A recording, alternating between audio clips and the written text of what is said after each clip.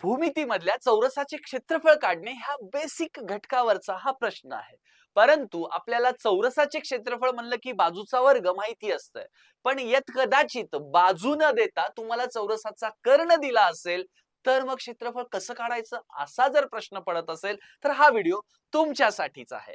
इथं आपल्याला एक चौरस दिलाय, ज्याची बाजू 10 सेमी दिलेली आहे आणि दुसरा एक चौरस दिलेला आहे, ज्याचा कर्ण 10 सेमी दिलाय. आता बघा, कधीही बाजूपेक्षा कर्ण मोठा असतो. इथं बाजू 10 सेमी आहे, इथं कर्ण 10 सेमी आहे.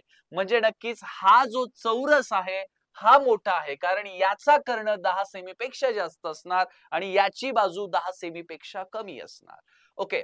तर बघा, चौरसाचे जे काही क्षेत्रफळ आहे, चौरसाचे जे क्षेत्रफळ आहे, ते काय असतंय? बाजूचा वर्ग. मग या चौरसाचं क्षेत्रफळ 10 चा वर्ग म्हणजेच 100 असेल.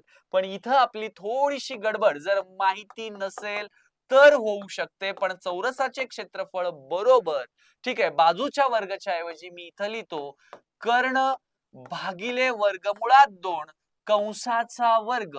कर्ण किती आहे हो? 10 आहे. भागिले वर्गमुळात 2. मग याचा जर वर्ग केला तर 10 चा वर्ग 100. वर्गमुळात 2 चा वर्ग किती होईल हो? 2. तर हे किती येईल हो? 50. ओके. मग यांच्या दोघांच्या क्षेत्रफळातला जो डिफरन्स आहे, हे आहे 100, हे आहे 50. यांच्या दोघातल्या क्षेत्रफळाचा फरक 50 येईल. 50 चौरस सेंटीमीटर. ही कन्सेप्ट तुम्हाला माहिती असावी. आणि कर्ण बरोबर, ओके, वर्गमुळात 2 गुणिले बाजू आणि बाजू बरोबर कर्ण भागिले वर्गमुळात 2 हे माहिती नसेल तर याच्या पुढं माहिती ठेवायची आहे.